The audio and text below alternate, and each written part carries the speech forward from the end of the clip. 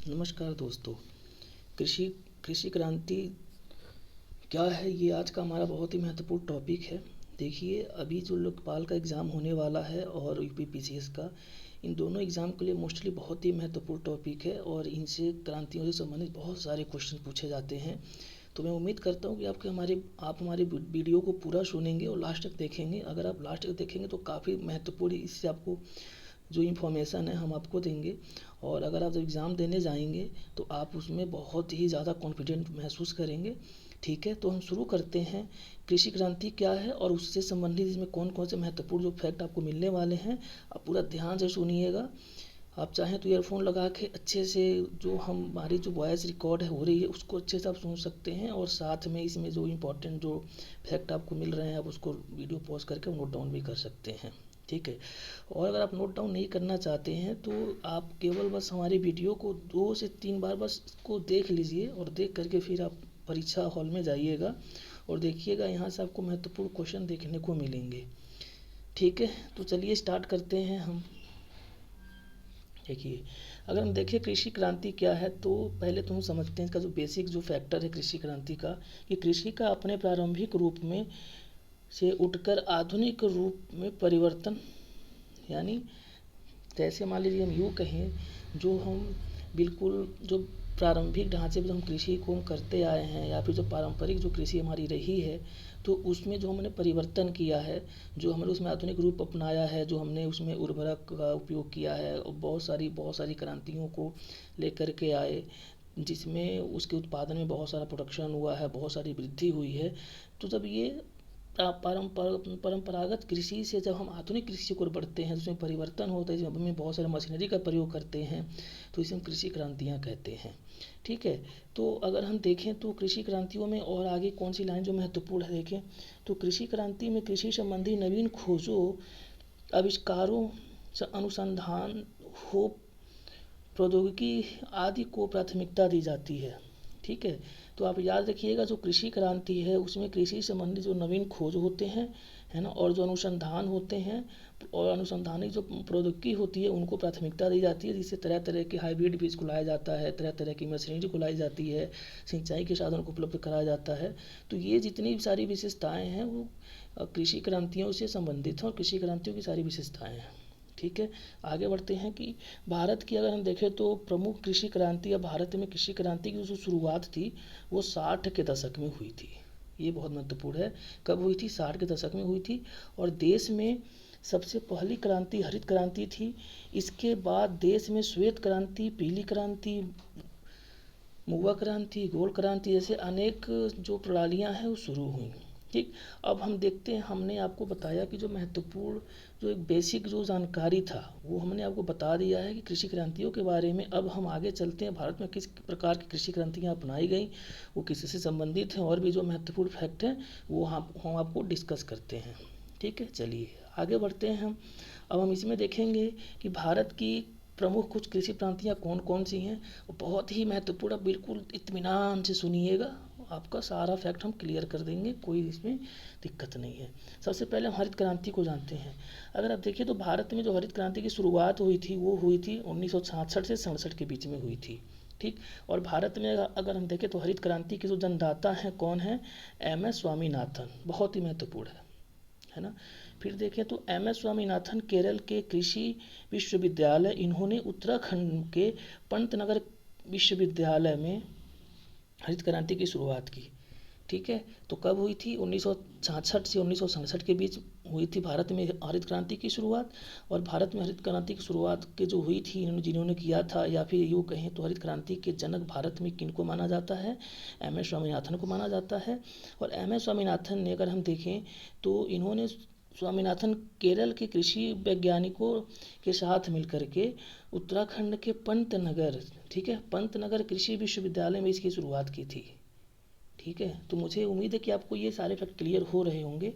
चलिए आगे बढ़ते हैं कि हरित क्रांति के तहत प्रसंस्कृत बीजों का प्रयोग, आधुनिक उपकरणों का इस्तेमाल, सिंचाई की व्यवस्था, खाद, उसका कीटनाशक के अत्यधिक प्रयोग, गेहूं और चावल के उत्पादन में अत्यधिक वृद्धि हुई।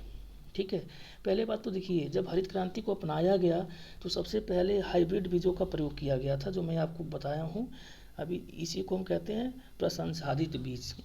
ठीक है, आधुनिक उपकरणों को अपनाया गया था, सिंचाई की व्यवस्था को और बेहतर किया गया था, और व्यवस्थित तरीके से जो कृत्रिम खाद कीटनाशकों का प्रयोग किया गया था।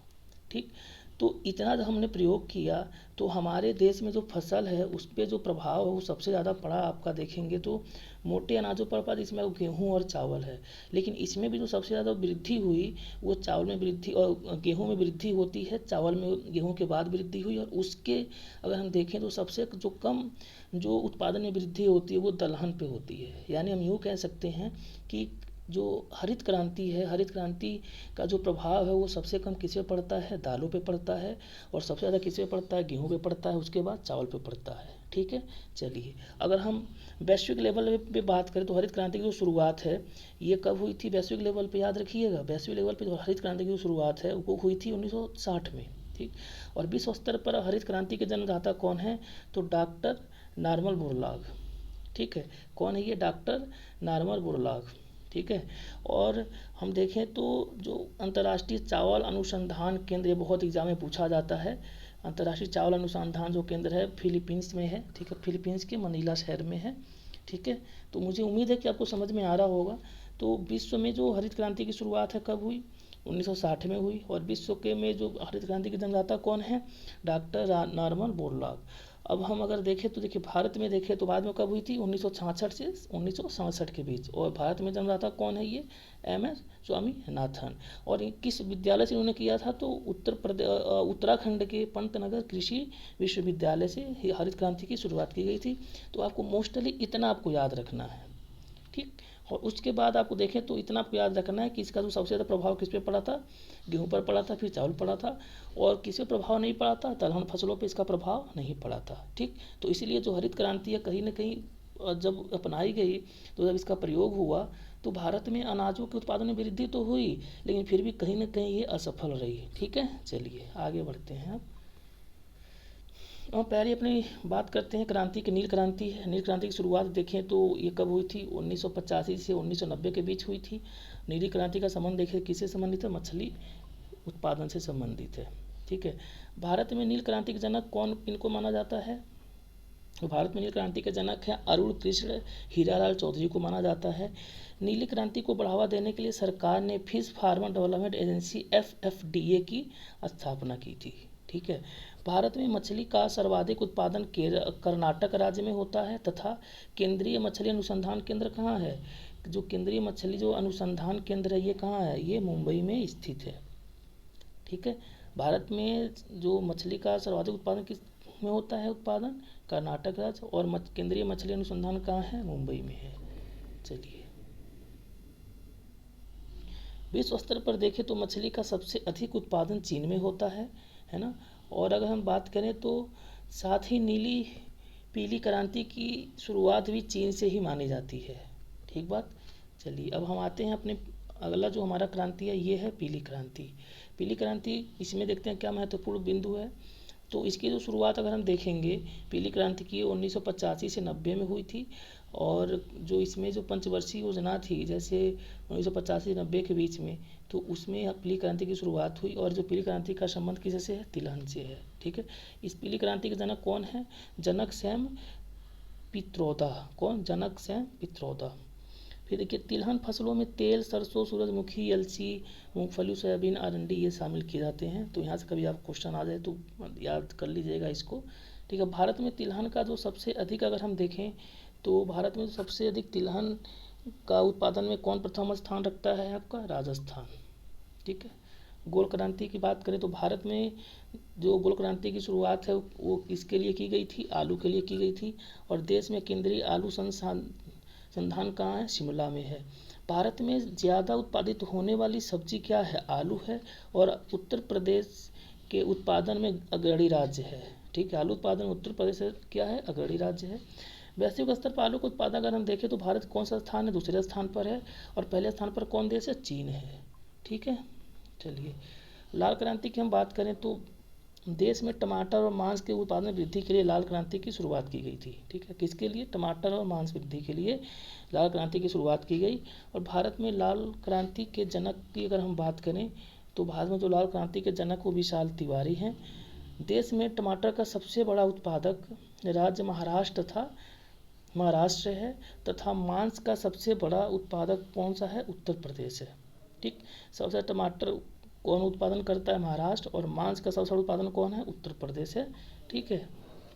भूरी क्रांति की बात करें तो इसका संबंध कोको या चर्म से होता है, चर्म उत्पादन से होता है, यानी चमड़ा उत्पादन से होता है। भूरी क्रांति की अगर हम बात करें तो इनके जो जन्मदाता हैं जनक हीरालाल चौधरी। कौन? जनक हीरालाल चौधरी।